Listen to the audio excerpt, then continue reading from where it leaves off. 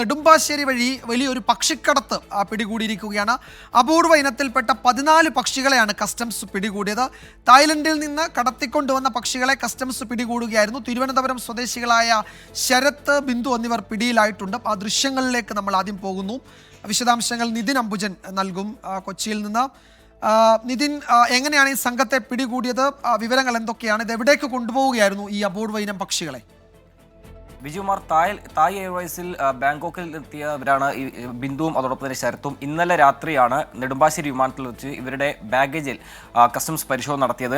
ഇവരുടെ സ്വഭാവത്തിൽ, ഇവരുടെ പെരുമാറ്റത്തിൽ സംശയം തോന്നിയ ശേഷം കസ്റ്റംസ് ഉദ്യോഗസ്ഥർ വിശദമായി ബാഗേജുകൾ പരിശോധിക്കുകയായിരുന്നു. അങ്ങനെയാണ് പല ബോക്സുകളിലായിട്ട് ഇത്തരത്തിൽ പക്ഷികളെ കടത്താൻ ശ്രമിച്ചു എന്ന വിവരം അതോടൊപ്പം തന്നെ പക്ഷികളെ കസ്റ്റംസ് ഉദ്യോഗസ്ഥർ കണ്ടത്. എന്തായാലും വേഴാമ്പൽ ഉൾപ്പെടെ 14 ഇനത്തിൽപ്പെട്ട അപൂർവ ഇനത്തിൽപ്പെട്ട പക്ഷികളെയാണ് ഇത്തരത്തിൽ കടത്താൻ ശ്രമിച്ചത്. ഏതാണ്ട് 25,000 മുതൽ 2 ലക്ഷം രൂപ വരെയാണ് ഇതിന്റെ വില.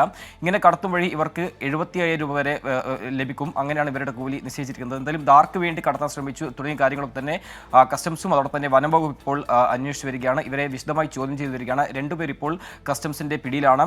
നമുക്കറിയാം, വൈൽഡ് ലൈഫ് ആക്ട് പ്രകാരം ഇത്തരം പക്ഷികളിൽ നിന്ന് കടത്തുമ്പോൾ ഏതാണ്ട് 7 വർഷം വരെ ശിക്ഷ ലഭിക്കാവുന്ന കുറ്റമാണ്. അതുകൊണ്ട് തന്നെ ഇതാർക്ക് വേണ്ടി കടത്തി, എന്തിനു വേണ്ടി കടത്തി തുടങ്ങിയ കാര്യങ്ങളൊക്കെ തന്നെ കസ്റ്റംസും അതോടൊപ്പം തന്നെ വനം വകുപ്പ് ഇപ്പോൾ അന്വേഷിച്ചു വരുന്നുണ്ട്. ഇന്നലെ രാത്രിയാണ് ബാങ്കോക്കിൽ നിന്ന് വന്ന ബിന്ദു അതോടൊപ്പം തന്നെ ശരത് എന്നിവരെ കസ്റ്റംസ് പിടികൂടി. അവരിൽ നിന്നും പരിശോധിക്കുമ്പോൾ ഇത്തരത്തിൽ 14 പക്ഷികളെ കണ്ടെത്തിയത്. ഇവരിപ്പോൾ വിശദമായി ചോദ്യം ചെയ്ത് വരികയാണ്. വിജയ്, ഈ പക്ഷികളെ വനം വകുപ്പ് ഏറ്റെടുത്തോ?